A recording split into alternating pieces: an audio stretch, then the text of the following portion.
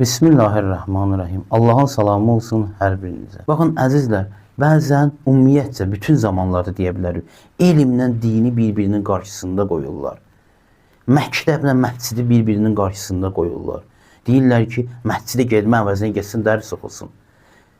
Maraqlıdır, niyə məktəblə məscidi bir-birinin qarşısında qərar verirsiniz? Bunun nə problemi vardır ki, məktəblə məscid eyni mövqeydə olsun? Yəni bir cavan, bir şagird ki, həm yaxşı dərs oxusun, həm də formalaşsın.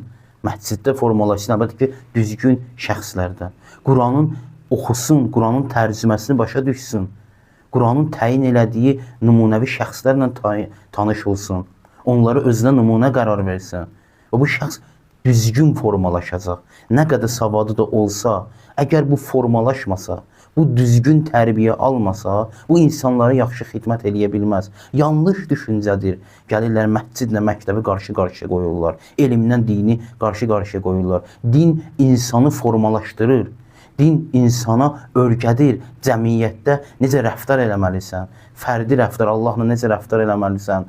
Cəmiyyətdə insanlarla necə rəftar eləməlisən? Əgər biz cavanlara, bacılarımıza, qardaşlarımıza düzgün yol göstərsək, onlar həm məktəbdə düzgün təhsil alsalar, həm məsciddə, həm ümumiyyətcə dinlə, Quranla, Quranın təyin elədiyi şəxslərlə düzgün şəkildə tanış olsalar, bunlar düzgün düşüncəyə və düzgün formalaşmış şəxslər olacaqlar və cəmiyyətə xeyir verəcəklər.